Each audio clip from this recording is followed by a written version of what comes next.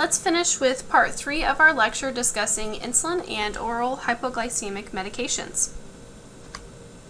For type 1 diabetes, glycemic control is very important to reduce the risk of those short-term and long-term complications that we just discussed.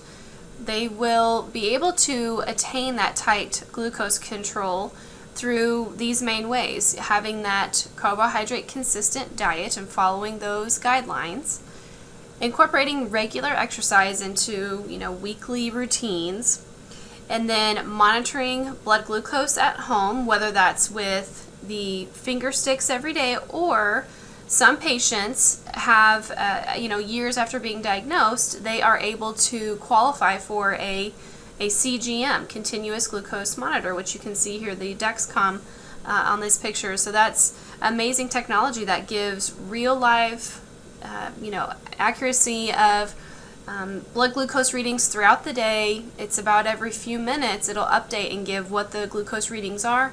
Even tells when the glucose is trending upward or trending downward, so that the patient can respond and prevent a hypoglycemic episode or real hyperglycemic. So that's incredible technology that's available today for type 1 diabetes. And then of course insulin replacement.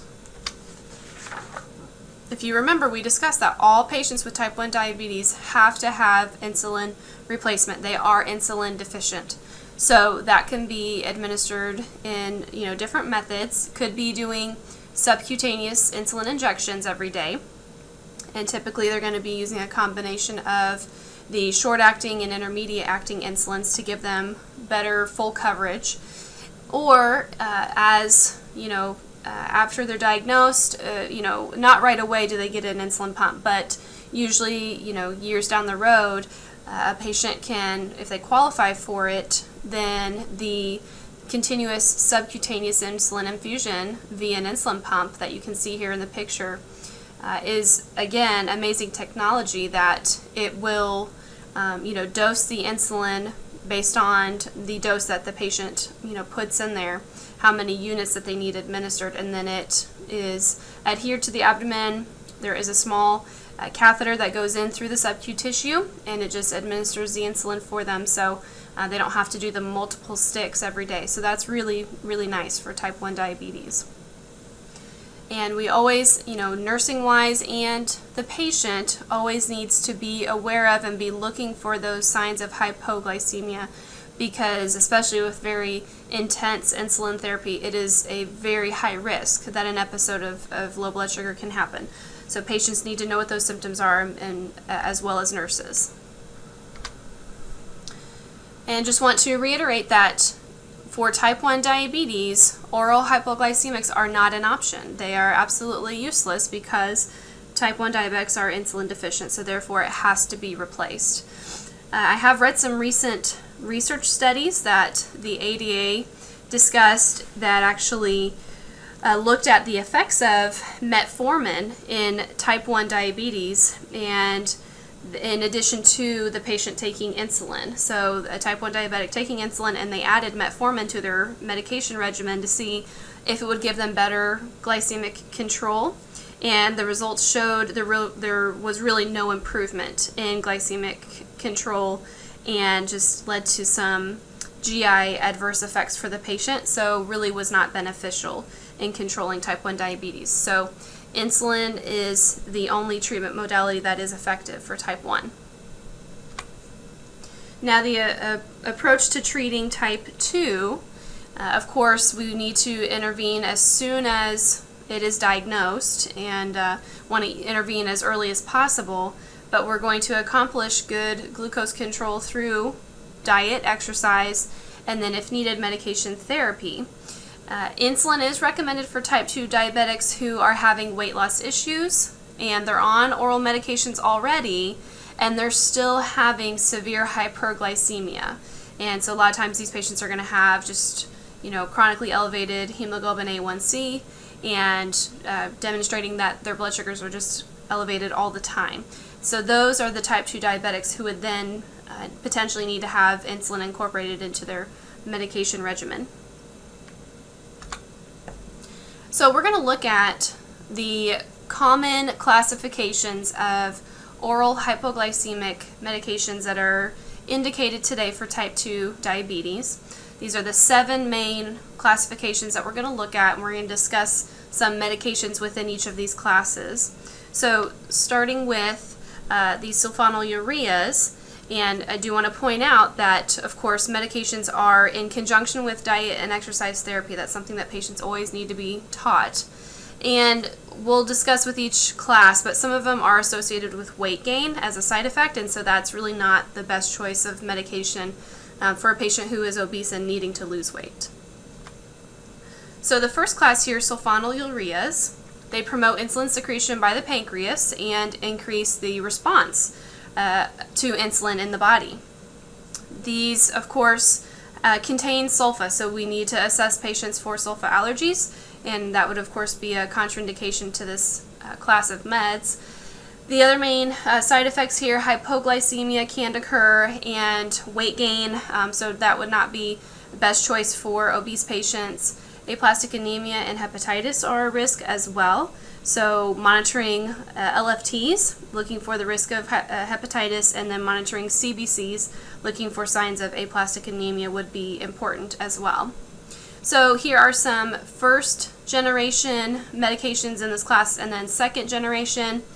The probably more common ones that you've probably seen out there, glipizide, glyburide, glimepiride, the second generations probably have seen more commonly in clinical than the first generations. Then we have meglitinides.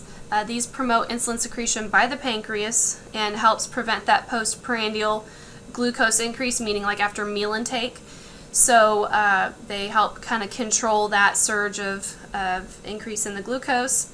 Main side effects, hypoglycemia, weight gain, again, wouldn't be a great choice for obese patients. Caution with liver impairment, so again, monitoring LFTs. And Prandin, Starlix, a couple of more common medications in this class. All right, biguanides, and pretty much the most common one within this class is metformin. That's a really common medication I'm sure a lot of you have seen in clinical. The ADA recommends metformin as first-line drug therapy for management of type 2 diabetes. So when someone is diagnosed and in conjunction with diet and exercise, if they need to have medication regimen, then they're going to start with metformin. It does decrease glucose production by the liver and increases glucose uptake by muscle.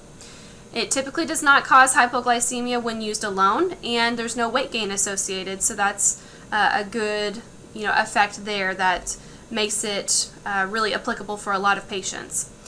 And main side effects, GI symptoms are really the big ones. So nausea, vomiting, diarrhea, can have a decrease in appetite. A more serious complication, but much more rare, is lactic acidosis. So symptoms of that would be hypotension, chills, muscle pain, maybe a decrease in heart rate, weakness, dizziness. Could have some diarrhea and maybe some dyspnea, but much more rare, just few occurrences of that. Other names for metformin that you could see, glucophage, that's probably the more common one that you might see. And for just kind of some special indications here, things to be aware of with metformin, it is recommended to monitor serum creatinine and BUN levels prior to therapy. Risk of renal effects, renal failure can be a concern, especially with any patients who have some underlying renal issues. So definitely monitor renal function. And this is a really big one. If a patient is taking metformin and they need to have some kind of a radiologic contrast for a test or for surgery, then they need to hold the metformin 24 hours prior to the procedure, and then 48 to 72 hours after either radiologic contrast or surgery. Okay, so again, we need to be very aware of the indications there and closely monitor the renal function because we don't want to cause any renal impairment. All right, next classification, thiazolidinediones. These decrease insulin resistance and it increases glucose uptake by muscle and decreases glucose production by the liver. Let's see here, main side effects, hypoglycemia, but that's typically only in the presence of conjunctive, adjunctive insulin that's being administered. Risk of CHF. Bladder cancer has kind of been a bigger one that's come about in research, and that's indicated though for lactose only. And there are some European countries who have taken lactose off the market because of the increased risk of bladder cancer developing. So that was kind of something more in recent years that we've seen.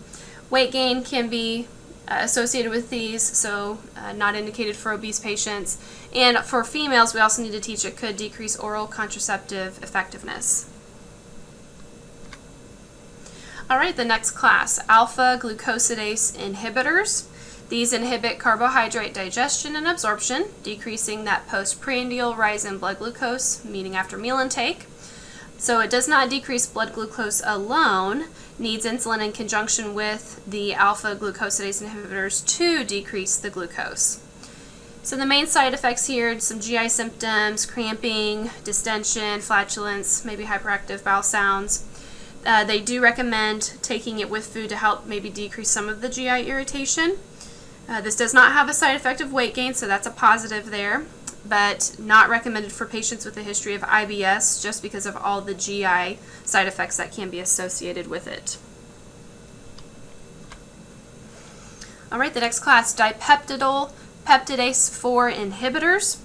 These increase the action of incretin, and what that does is it increases insulin release and decreases glucagon levels. It is recommended that you do not take these with insulin because it can cause pretty severe hypoglycemia, so that would be of course an indication for the physician ordering and prescribing medications that they know not to co-prescribe those. Side effects, big ones, pancreatitis, Stevens-Johnson syndrome, angioedema. This one's usually not associated with weight gain, so that's a positive there. Januvia, kind of a newer one out on the market in this class, something that you may have heard of, and seeing more frequency of these DPP4 inhibitors. Okay, and then another kind of newer class that we've seen on the market recently, sodium glucose cotransporter 2 inhibitors. These originally received FDA approval March 2013. These work by preventing reabsorption of glucose by the kidneys, therefore the excess glucose is excreted in the urine. So with that, side effects can be hyperkalemia and hypoglycemia with insulin use. But the biggest ones, because of the increased glucose excretion in the urine, is UTIs. It's just going to increase that risk of bacteria growing there in the urinary tract. And then yeast infections as well, same idea, increased risk for yeast growth. An FDA report came out in May of 2015. There were some unusual and rare cases of DKA that was actually seen in type 2 diabetics, which is very unusual. Typically we only see that with type 1 diabetics. So that was kind of an interesting finding there. So that's just something to note and to be aware of. But the medications within this class, meds that you may have heard by now, Invokana, Jardiance, those are kind of the newer ones that you'll hear out on the market. Those fall within this class. Okay, so those are all the PO meds for type 2 diabetes. Now, there are some injectable drugs for diabetes management. Okay, so the main classes here, the first three, amylin mimetics, incretin mimetics, the glucagon-like peptide 1 receptor agonists, and then we'll finish up, of course, talking about insulin and how insulin is used in diabetes management. So the amylin mimetics, one of the more newer ones, originally FDA approved in 2005, and basically amylin, what that is, it's an endogenous pancreatic hormone that helps control postprandial hyperglycemia. And so a synthetic amylin helps by delaying gastric emptying, suppresses glucagon secretion, acts on the brain to increase that sense of satiety, that feeling of fullness, so that the person will not want to continue to eat and fill up. And then it also, which of course can then help by lowering caloric intake. This actually is approved for type 1 and type 2 diabetes management, and it's recommended to be given before each meal. Main side effects: hypoglycemia in the presence of insulin administration, along with it, and nausea. Amylin is the main medication within this class. Some important things nursing-wise to know with this: it can delay absorption of PO drugs, so recommend giving PO drugs 1 hour before or 2 hours after Amylin. And then incretin mimetics and glucagon-like peptide 1 receptor agonist, grouping those two together here. They've all kind of come out different time frames. Byetta was the first one, FDA approved in 2005, then Victoza in 2010, and lastly Trulicity in 2014. But what these synthetic glucagon-like peptides do is they slow gastric emptying and stimulates glucose-dependent release of insulin. So that means it works only in the presence of increased glucose. And then prevents postprandial release of glucagon, suppresses appetite. Only indicated for type 2 diabetes management. Can be used in patients also taking other medications like metformin or a sulfonylurea to help with better glucose control. Main side effects: hypoglycemia, and in conjunction with some of those other classifications of meds, some GI effects, maybe pancreatitis. Thyroid tumors is kind of one of the bigger ones with this class. Some suicidal thoughts, anaphylaxis, or angioedema. So as I mentioned, the drug names in this class: Byetta, Victoza, Trulicity. And these are given at different time frames. Byetta, the original formulation, can be given prescribed as BID twice a day, or there is a Byetta extended release, ER, is given once every 7 days. Victoza is prescribed to be given once daily. Trulicity is only given once weekly. So they're a little bit different in how often that they're administered. Some nursing info to know about these: Byetta can delay absorption of some PO drugs, so recommending giving the PO drugs 1 hour before administering Byetta. I want to go over the American Diabetes Association guidelines on medication management and just overall lifestyle management of type 2 diabetes. So as you can see here, at the diagnosis, basically initiate lifestyle management, meaning incorporating routine exercise and the consistent carbohydrate diet guidelines. And then based on what the patient's A1C is, if it's less than 9%, then they will consider monotherapy with just metformin. So that's, again, that first line drug therapy is starting with metformin and monitoring their blood sugars and A1C and seeing if that's going to be effective enough in managing their disease. If not, though, then they will go to dual therapy, where they have the diet, exercise, metformin plus one additional agent. And then triple therapy would be those plus 2 additional agents. And then last would be going to combination injectable therapy, meaning maybe incorporating insulin into the regimen or some other injectable medication to help control the disease. So here, this kind of shows the dual therapy meds, triple therapy meds. So again, start with the monotherapy. They're going to start with metformin because it has a high efficacy, a low risk of hypoglycemia. There's no weight gain or even weight loss that could help with those obese patients. Main side effects are GI, that kind of rare lactic acidosis risk, and it's cost effective. It doesn't cost much, so that's very beneficial for a lot of patients. And then moving to dual therapy, they could incorporate with metformin one of those other classifications of medications that we talked about. And then if that's not effective in managing, getting a good control of their A1C and their blood sugars, then they can go to triple therapy. And then lastly would be the combination injectable therapy. So looking at initiating insulin, either just like, the rapid acting, like with meals, or eventually if they need long acting, to get better coverage throughout the day. Maybe they try a GLP-1, injectable med. So it kind of depends on the situation and what the physician thinks is best for the patient. But I just wanted to review, every year the ADA comes out with new guidelines. And so I wanted to review with you guys the 2018 guidelines and just know how a endocrinologist and a physician is going to, start management of diabetes. And it always starts with diet and exercise, and then if they need medications, you start with metformin and then you go from there. Alright, so let's discuss insulin and the role that it has in the body in managing diabetes. So the release of insulin, of course, is stimulated by glucose levels. The higher the glucose levels, then more insulin secretion that's going to happen.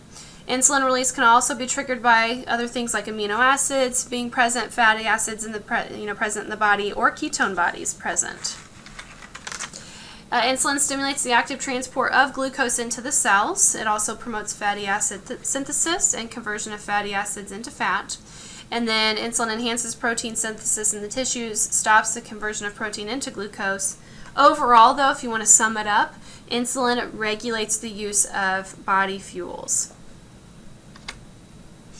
So when we're in a state of insulin deficiency, what that means is, our body will go into a catabolic process where it starts breaking down fats and proteins for energy. That is an abnormal type of metabolism. That is not what our bodies should be doing in order to get energy in the cells. But when this happens, when we don't have insulin to be able to move glucose into the cells, then the body's going to start going into this process. And those fats and proteins are then wasted. We can see some muscle and protein wasting and breakdown, and also causes a secondary increase in triglycerides and lipoproteins. There are different insulin preparations available. Recombinant DNA technology today has allowed us in the U.S. to, manufacture all of our insulin within this country here, and human insulin is identical to insulin made by the pancreas. And then there are human insulin analogs that are modified forms of human insulin. The beef and pork pancreas no longer used in the U.S. due to human bodies developing antibodies against these tissues. So those have been discontinued in past years, no longer used. So this chart here gives you kind of a list overall of the different types of insulins that are available. There's of course the rapid acting, short acting, intermediate acting, and long acting insulins. Of course, all types of insulin are administered by sub-Q injection. The GI tract will destroy insulin, so it cannot be administered through the GI tract. It must be given outside of the GI tract. So it is important to know with each type of insulin what the onset, the peak, and the duration is, so that you know when it will take effect and how long the effects will last. And that's really important so that we can closely monitor any changes that may occur in the patient's blood sugar. So let's start with the rapid acting insulin. And so those would be Humalog and Novolog, which I'm sure you guys have all seen commonly in the clinical setting and I'm sure administered at some point. They are all clear colored in nature, administered sub-Q. The onset is within 15 minutes. For Humalog, Novolog, the drug book says 10 to 20 minutes. So you want to make sure, once it's administered, that food is readily available because it's going to take effect pretty quickly. Peaks in about 1 to 2 hours, and it's going to last about 3 to 4 hours. Comes in U100 strength, which means there's 100 units of insulin per milliliter. And again, you want to make sure that you're giving these either, only 5 to 10 minutes before meals or just immediately before a meal because they are rapid acting. Then short-acting insulin, which is regular insulin, also called Humulin R or Novolin R. This is unmodified human insulin, clear in color.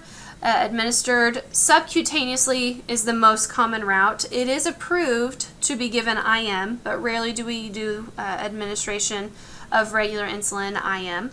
The other route that you will see is in emergency situations when, like that patient that comes in a state of DKA and they need insulin IV. So this is the only type of insulin that is approved to be given IV route. And the onset is somewhere between 30 to 60 minutes, and then peak 2 to 4 hours, last about 5 to 7 hours. And we do give it about 15 to 30 minutes before eating subcutaneously. This is available in U100 and in U500 strengths. And then intermediate acting insulin, NPH. This is made by combining regular insulin and protamine, which is a protein. It is cloudy colored, which is different, of course, than the others that we've discussed. It is administered subcutaneously. Onset 2 to 4 hours, peaks 4 to 10 hours, and lasts 10 to 16. Comes in U100 strength. Typically given twice daily at the same time each day. You want to gently just roll the vial between your hands and kind of mix it a little bit before drawing that up. Give about 30 minutes before a meal. Of the longer acting insulin that is currently being used, NPH insulin is the only one that is suitable and cleared to, that is okay to be mixed with short-acting insulin. So that is important to know. And then we have long-acting insulins. Probably the most common one you've seen used in the clinical setting is Lantus. It is a human insulin analog, clear in color, administered sub-Q. This type of insulin cannot be mixed with any other insulin. The onset is in 3 to 4 hours, and with Levemir, it does have a peak of 3 to 14, but Lantus does not peak, and then duration is going to be 12 to 24 hours. So this is giving the patient that longer lasting coverage throughout the day. Available in U100 strength. And the recommended times to be given: Levemir once daily or BID with meals, Lantus once daily at the same time each day, or once daily either at bedtime or with the evening meal. If a patient is going to be using insulin mixtures, we need to know and teach patients that mixing should only be done with insulins of proven compatibility. Only NPH insulin is appropriate to mix with short-acting insulin. So patients need to know that. And when drawing up insulins to mix, the saying goes that you draw up the clear insulin first and then cloudy. You, of course, can refer back to your injection notes, as you guys discussed that quite a bit back in 205. And the benefit to using insulin mixtures is that it does provide the patient longer coverage throughout the day and can provide better glucose control. So that is an added benefit. There are some commercially prepared insulin mixtures that are available. So for example, Humulin 7030, the 70 units is the NPH and the 30 units is regular insulin. So that's what that means. And here's a little picture just to help you guys remember when mixing insulin. You draw up the clear, fast-acting first before the cloudy, longer-acting insulin. Okay, that way that helps prevent any contamination. And it's kind of just a interesting fact that actually insulins used to be cloudy in nature, and over time, as they've evolved in how they're manufactured and made now all except NPH, all of them are clear. Okay, so always inspect vials prior to injecting. If ever the insulin looks cloudy or just discolored, just looks abnormal, do not use it. It's probably gone bad, it's expired, something's wrong with it. So be sure that of course, except for NPH, they should be clear in color, and never confuse the short-acting and long-acting. I mean, they're both clear solutions, so just know which one that you're administering using your 5 rights. And lots of education, both for you as a nurse, but also for the patient, so that they know all of this information as well. when you look at the effect times of the different insulins, you can see here at the top with the regular insulin, that's your short-acting insulin. So the effect time, much shorter, whereas with the NPH, your intermediate acting insulin, much longer coverage. And then down here, this would be your long-acting insulin, giving you that 24-hour coverage throughout the day. So that just kind of shows, with insulin administration, the effect times and how long those are going to last. And really what we're trying to do here is kind of mimic the pancreas and that normal secretion of insulin, with the bolusing with meal times and all of that. So with that surge of glucose intake, trying to prevent that high surge of glucose and severe hyperglycemia. All right, so some insulin administration facts here. As we've mentioned, subcutaneous administration is indicated for all types of insulin. Always double check with another nurse when preparing insulin and prior to administering it. Roll the vial between your hands, try not to shake, and when mixing insulins, you do the clear first, then cloudy. Make sure that insulin's not expired, and check for any settling, frosting, any abnormal appearance to the fluid. And then the injection sites, you can see here in the picture different areas that can be used for insulin injection. The abdomen is found to be the most effective. It absorbs faster and more evenly than other areas on the body, but we can't just only use the abdomen. We have to rotate sites to prevent lipodystrophy, which is just degeneration or damage of the fatty tissue. So we need to teach patients about that. If they're only using the abdomen, we need to teach them to rotate sites and use maybe the upper outer thighs, back of the arms, different areas for insulin administration. And then there are different injection devices that are available for insulin. So of course, syringe and needle, kind of the older method. The pen injectors, which are commonly used in the hospital setting today, which you guys have probably seen the Novolog pens here, those are really fairly common now. There are also jet injectors. That's what this middle picture is here. And those are kind of interesting. They're not used real commonly, but those actually, they use a compressed spring or compressed air, and it actually creates pressure to send the insulin through the skin into the subcutaneous tissue. So there's actually no needle that is used with jet injectors. It's just pressurized air or a spring that actually forces the insulin through the skin, not used as commonly as the pen injectors or just syringe and needle method. There is actually an inhaled form of insulin we'll talk about here in a minute.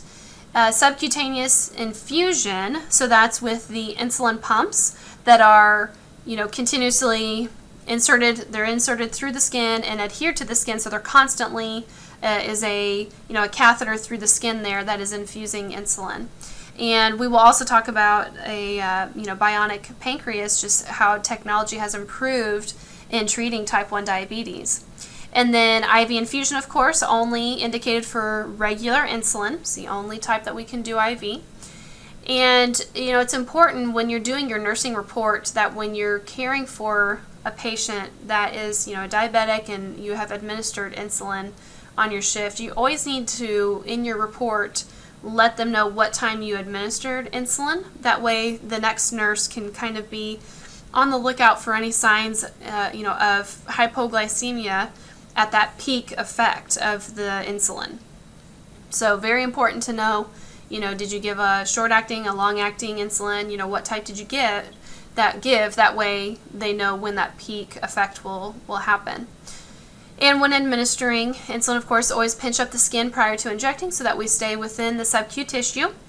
This picture down here in the bottom shows the difference between what the pen injector looks like with the actual needle coming through the skin, but here with the jet injector, it actually forces through that subcutaneous tissue there with either air or compressed spring, and it forces the insulin through. And then this shows a picture of the insulin pump, so it's adhered to the skin, and then the the catheter here through the skin, continuously infusing insulin. All right, inhaled insulin Afrezza is the one FDA-approved type of inhaled insulin. Came to the market in June 2014, and it is a rapid-acting insulin administered immediately before meals. Should be used in combination with long-acting sub-Q insulin. Main side effects: you can see hypoglycemia, but it actually has less incidences of hypoglycemia than other types of insulin, so other routes for administration. So not as big of a concern with that, but it is of course a potential. Some cough and a decline in pulmonary function tests. They do not recommend inhaled insulin for anyone who has some kind of a chronic underlying respiratory disease like COPD or asthma, or a person who's a smoker. And if they're finding with research that inhaled insulins are not as effective in lowering hemoglobin A1C as sub-Q insulin. Just to kind of give a historical perspective on where insulin pumps started and where they are today, this top picture here is actually the first insulin pump that was ever created back in 1963, and you can see, of course, how large that was, and how that's not real easy to use on a day-to-day basis. But now, technology-wise, where we've come, looking at how advanced that is, you have just the small needle through the skin there, the insertion site, and then it connects. You have your connected tubing here to the insulin reservoir, and then this is a continuous glucose monitor, CGM, that can continuously sense the glucose and then tell the insulin pump, what the reading is, and then adjust the insulin dosing from there. Insulin pumps deliver rapid-acting or short-acting insulin at basal rates, and then the person can also bolus insulin at meal times as well. They can program in a bolus. The insulin reservoir does contain 2 to 3 days supply of insulin. And then the continuous glucose monitors provide real-time glucose readings day and night, so the insulin infusion can be adjusted as needed on the insulin pump. So incredible technology that's available today. The Bionic pancreas is an artificial pancreas device system. Originally received FDA approval in September 2016. Medtronic MiniMed system was the one that was FDA approved then, and it is a hybrid closed loop system that automatically monitors glucose and adjusts basal insulin doses in people with type 1 diabetes. It is only approved though for patients 14 years of age and older, so kids younger than 14 are not approved to have a bionic pancreas. And then it's a has three components to it, so to monitor the blood glucose and manage it. So there's the CGM. It's a glucose sensor inserted in the body which transmits the information wirelessly to a receiver, and then you have to have some kind of smartphone technology that receives data from the CGM every 5 minutes and uses a mathematical algorithm to determine the next insulin dose. And they say that it makes dosing decisions every day about 288 times. So it's just incredible technology. And then there's 2 pumps, one filled with insulin and one filled with glucagon. And it receives information via Bluetooth from the smartphone technology every 5 minutes and doses these 2 hormones to help regulate blood sugar levels. So we've come a long way in treating type 1 diabetes, and this is just a picture of the artificial pancreas technology, and it's just to help type 1 diabetics control blood sugar levels without having to test blood and take insulin injections, all throughout the day. And that uses an algorithm to continuously monitor glucose, and then the insulin pump communicates with that to manage the blood sugar levels and prevent also episodes of hypoglycemia from occurring as well. So some insulin facts as far as storing insulin. Unopened vials may be stored in the refrigerator until they're needed, and they're good in the refrigerator up until the expiration date. Vials should never be frozen. That will ruin the insulin. And then open vials are good at room temp for up to 1 month. Mixed insulin is good for 1 month at room temp and 3 months in the refrigerator. And administer insulin at room temperature. Administering it at room temp is best. Syringes are marked in units. That's how it's dosed, and need to make sure that matching the insulin concentration with the syringe calibration, meaning using U100 insulin with U100 syringes. So matching those up. And insulin pens do not require refrigeration. They can actually be kept at room temperature, which you guys have seen in the clinical setting. So when measuring when measuring insulin, like we said, it's measured in units. It is available in U100 or U500. Really, the most common that you're going to see, though, is U100.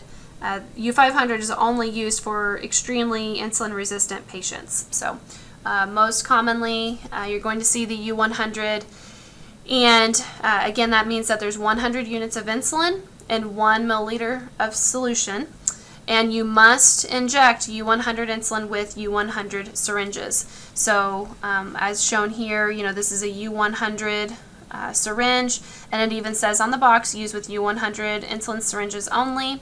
And then here's an example of the U500 syringe, and it's labeled on the syringe what calibration that is for. So teaching patients to make sure that they are using the correct calibrated syringe. More insulin teaching, just teaching patients and their families that insulin doses may need to be adjusted for different reasons. Exercise, increase or decrease in that can, of course, affect blood sugar levels. Illness is always known to cause an increase in blood sugars when someone is sick. And then just stress on the body and surgery, all of those things can, of course, take an effect on blood sugar levels. So adjustments may need to be needed for those reasons. And they need to make sure that they're in close contact with their physician and the nurses working with the physician, and so that way they can be consulted on how to adjust dosing as needed. When you're teaching a patient, about diabetes and insulin teaching, just make sure you're keeping all the facts very clear and at the patient's level of understanding. And that can vary whether you're working with a child with type 1 diabetes or an adult with type 2 diabetes, or if it's an adult with type 1 that just needs some a reinforcement of information. So make sure you're using facts and terms that are clear at their level of understanding. Repeat demonstrations frequently, because especially with insulin administration, there's proper technique about how to do that, and if they're not using proper technique and there's issues with administration, then we definitely need to provide that additional instruction. And just go really slowly. Go at each individual patient's pace, and teaching them about all of the short-term complications that we discussed, the long-term complications of diabetes, and what signs and symptoms with each of those things to be watching for. They need to know that information so they can manage their disease and their life day to day. Some complications of insulin therapy, the effects of too much insulin. So you can see the hypoglycemia, the Somogy effect, where it has that rebound hyperglycemia after a low blood sugar level. The tissue dystrophy, just the damage to the tissues causing impaired insulin absorption. If patients are not rotating sites and they're administering insulin in the same site every single time, eventually there can be some either hypertrophy or atrophy of the skin there. So to prevent that, they need to rotate sites, show them, a picture of all the different injection sites like we have here, so they know where they can inject. And maybe while they're in the hospital, when we're caring for them, if we can use sites that are maybe harder for them to use at home, so that way we're also rotating sites and not using the more frequently used places.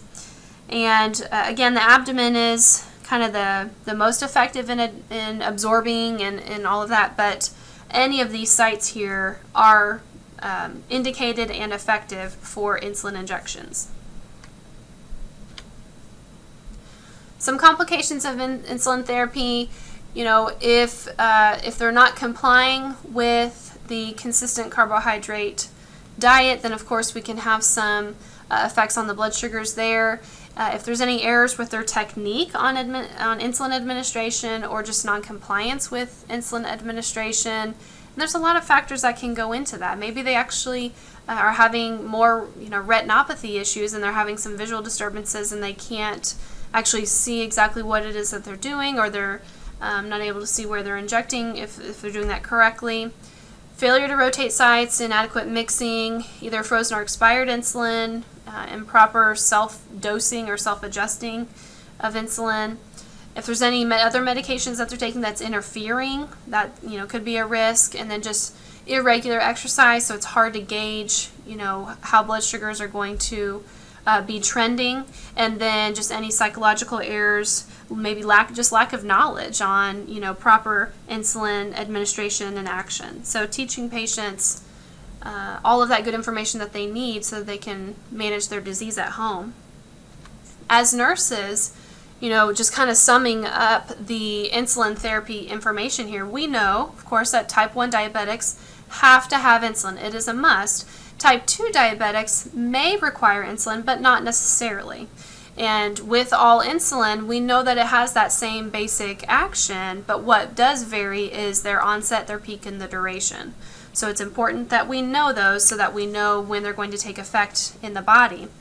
We, of course, always check our 5 rights with medication administration and double check with another nurse prior to administering insulin, because it is a high-risk medication. And then always being on the lookout for any complications of insulin therapy, knowing those signs and symptoms of hypoglycemia, and testing blood sugars as soon as we recognize any of those symptoms, testing right away so we can identify if we need to give the patient, a source of glucose. And then just to finish up here, kind of looking at what's the future of diabetes management. And there's a lot of research going into treatments and new methods of managing this disease, and one of those is islet cell transplantation. There's been a lot of research going on about pancreatic islet cell transplantation that began way back in the 1970s, but there are clinical trials occurring today on this, and it has shown some effectiveness in normalizing blood sugar levels without insulin injections. The actual procedure is performed by harvesting islet cells from the pancreas of a deceased organ donor. On average, they say that a type 1 diabetic who is going to have an islet cell transplant, they need about 1 million islet cells transplanted, and that correlates to the islet cells from 2 organ donors. So they need 2 pancreas organs in order to get that 1 million cells. The procedure is done with ultrasound guided placement of a catheter through the abdomen into the liver, and then they inject the islet cells through the catheter, and so then they implant themselves into the liver, and once they're implanted, then the beta cells start making and producing insulin and releasing that into the bloodstream. The procedure can be done either under local anesthesia or general anesthesia, depending on the patient's needs and preferences. And really one of the biggest challenges with this is that there's just not enough pancreas organ donors in order to treat everyone with type 1 diabetes. If you're talking about needing 2 organ donors for every 1 type 1 diabetic, there's just not enough people to meet that need.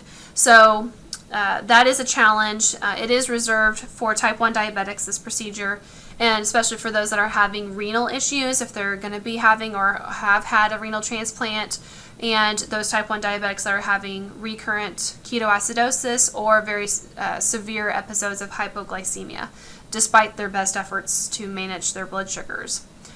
And the long-term challenges here, it does require lifelong immunosuppression because, of course, the body will start to reject those islet cells, and that is another challenge is the risk of rejection.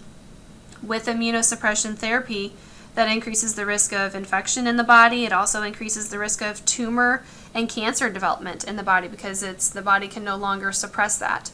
So those are some long-term, risks and challenges there, but there's still a lot of ongoing research going into islet cell transplant outcomes. And the procedure looks something like this. They're going to take that donor pancreas and then they put it through a process where they're able to separate out those islet cells, and then once the catheter is placed through the abdomen into the liver, they transplant and introduce the islet cells into the liver, and then those become embedded in there, and then they begin to produce and secrete insulin. So a very neat technology, and just a lot of neat advances in treating diabetes. All right, guys, we finished the endocrine unit, and let me know if you have any questions on the diabetes lecture material. We will, discuss this information more in class. Thank you.